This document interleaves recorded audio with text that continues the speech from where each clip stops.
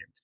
Bien, vamos a la tercera pregunta de Darwin Torres. Dice, ¿cómo se pudiera eliminar de una vez el narcoterrorismo? Bien, hay que separar. El narcotráfico es una actividad comercial que está prohibida y que en estos momentos en el mundo existe una mala concepción de cómo eliminar el narcotráfico. Ellos piensan que eliminar el narcotráfico es a través de operaciones de interdicción, buscar el desarticulamiento de los cárteles o llamados familias que tienen el control del tráfico, de la producción, distribución, y se hace por apoyos de la policía, incluso ponen al ejército en algunos casos para bloquear la entrada y la salida de esa distribución, producción, etcétera. Esa no es la forma. Nosotros hemos dicho que aquí para desarticular estos poderíos económicos detrás del narcotráfico hay que liberalizar.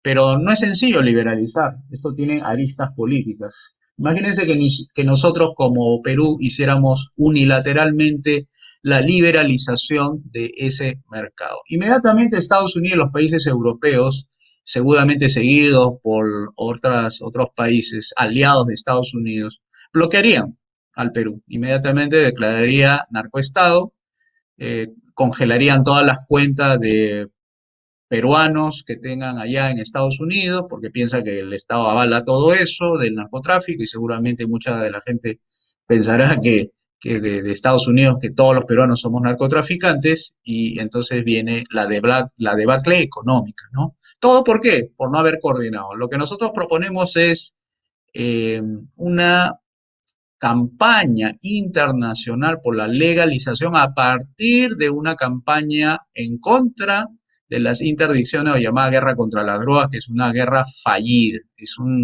una guerra que ya se perdió. Y no lo decimos nosotros, sino lo dicen los estudios de gente seria como Milton Friedman, Thomas Sachs, y también van a encontrar de instituciones norteamericanas dedicadas al estudio de estos temas tan complicados que dicen que ya no hay forma de parar el narcotráfico con los mismos recursos gubernamentales, ¿no?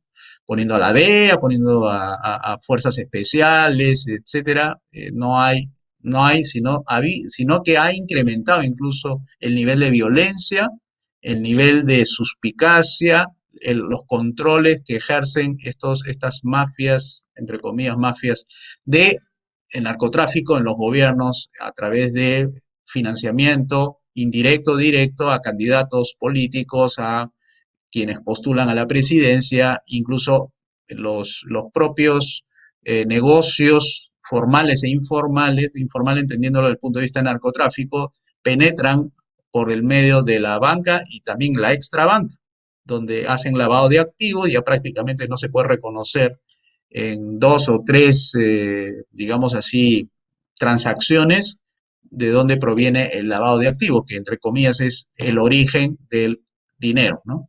Entonces, esas formas violentas de controlar narcotráfico se puede deshacer con simplemente liberalizar. Pero para eso necesitamos el concurso de todos los países, de todos los gobiernos, para que entiendan que no es por ahí el camino y no hacerlo de forma unilateral porque nos comeríamos un problemón y ponemos al Perú en una lista de países vetados, ¿no? Internacionalmente, donde se bloquea todas las inversiones privadas, porque si así nomás en el turismo, cuando hay este tipo de pandemias, las embajadas comunican a sus ciudadanos que no vengan al Perú y eso genera problemas de turismo en el Perú. Imagínense cómo sería en el caso de narcotráfico.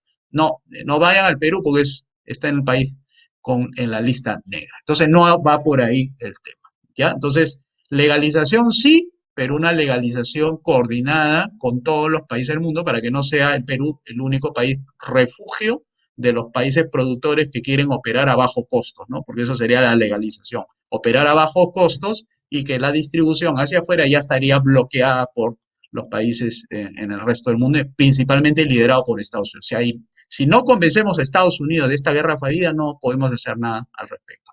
Bien, seguimos, señor director. Pregunta de Daniel Oca, dice, ¿cuál es la postura del partido con respecto a la legalización? Bueno, está prácticamente contestado.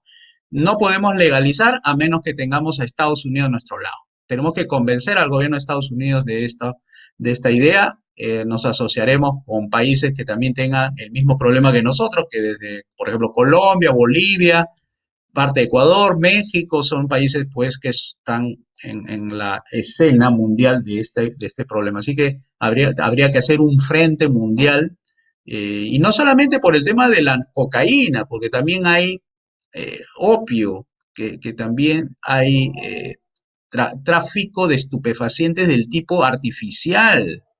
O sea, hay mucho tipo de droga, no solamente la que el Perú es la que más se conoce por el clorhidrato de cocaína, sino que hay otro tipo de mercados que hay que también legalizarlos para que no se concentren las mafias y hagan mercados cerrados donde exploten económica y comercialmente y se vuelvan millonarios, multimillonarios, estando en pocas manos concentrada la riqueza de tal manera que tiene el poder de sobornar gobiernos, ejército y comprarse su propio ejército privado. Eso hay que desactivarlo vía el mercado libre, pero necesitamos la coordinación política con Estados Unidos y sus países aliados. Vamos al siguiente pregunta. La siguiente, señor director.